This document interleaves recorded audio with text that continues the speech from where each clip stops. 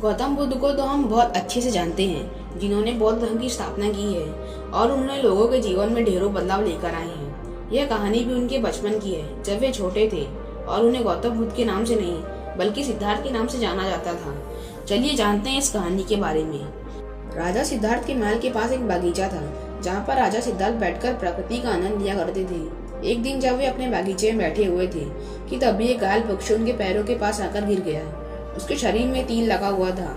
उसे देखकर यह प्रतीत हो रहा था किसी शिकारी ने उसका शिकार किया है। पक्षी को तकलीफ में देखकर और उसे यूं ही फड़फड़ाता देखकर सिद्धार्थ का दिल पिघल गया और उन्होंने उस पक्षी की सहायता करनी चाहिए। उन्होंने सबसे पहले उस पक्षी के शरीर से वह तीर निकाला और घायल जगह पर मलहम लगाकर उसकी पट्टी की। यह सब कर लेने के बाद देवदत्त कुछ खोजते हुए सिद्धार्थ के पास आए। देवदत्त जैसे ही सिद्धार्थ के पास पहुंचे, उसने कहा, अच्छा तो यह पक्षी तुम्हारे पास है, लाओ इसे मुझे दे दो। इसका शिकार मैंने किया है। इसका शिकार करने में मुझे बहुत मेहनत करनी पड़ी। इस पर मेरा अधिकार है। देवदत्त की आवाज सुनकर सिद्धार्थ ने उससे कहा, नहीं, यह पक्षी घायल था और मेरे पास आया था। मैंने इसकी मदद की और इसकी जान बचाई, इसलिए इस पर मेरा अधिकार है। दोनों भाइयों के बीच उस पक्षी को लेकर बहस होने लगी। अब वे जानना चाहते थे कि उस पक्षी पर किसका ज्यादा अधिकार है। ऐसे में उन दोनों ने निर्णय लिया कि वे दोनों राजा के पास जाएंगे। सिद्धार्थ के पिताजी कपिलवस्तु के राजा थे। वे दोनों राजा के पास पहुंच गए।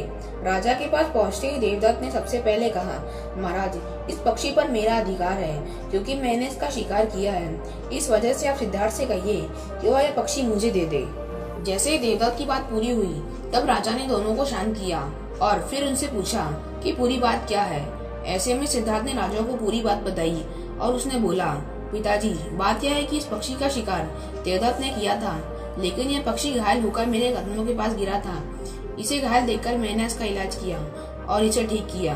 अब आप ही बताइए कि इस पक्षी पर सबसे ज्यादा अधिकार मेरा है या फिर देवदत्त का। राजा ने इस मामले पर अच्छे से अच्छा विचार किया। विचार कर लेने के बाद उन्होंने सभा में सबसे बड़ी बात कही और वह बात यह थी कि मारने वाले से ज्यादा बचाने वाले का सबसे ज्यादा अधिकार होता है। इस पक्षी पर सबसे बड़ा अधिकार सिर्फ और सिर्फ सिद्धार्थ का है, क्योंकि उसने उस पक्षी को मारा नहीं बल्कि उसे घायल देखकर उसका इलाज किया और उसकी जान बचाई। राजा के ऐसे कह लेने के बाद देवदत्त को अच्छे से बात समझ में आ गई थी। वह भी जान चुका था कि मारने वाले से ज्यादा बचाने वाले का सबसे ज्यादा अधिकार होता है। इस कहानी से हमें यह समझ में आता है कि मारने वाले से ज्यादा बचाने वाला बड़ा होता है और उसका अधिकार भी मारने वाले से ज्यादा बचाने वाले का होता है। इसलिए हमें भी दूसरों की मदद करनी चाहिए और परेशान लोगों की सहायता करनी चाहिए।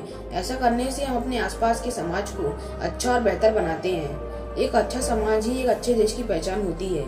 इसलिए आप भी आज से प्रण लीजिए कि आप भी दूसरों की सहायता जरूर करेंगे। तो दोस्तों, आपको यह गौतम बुद्ध की बचपन की कहानी कैसी लगी? कमेंट करके अपने विचार हमें जरूर बताएं।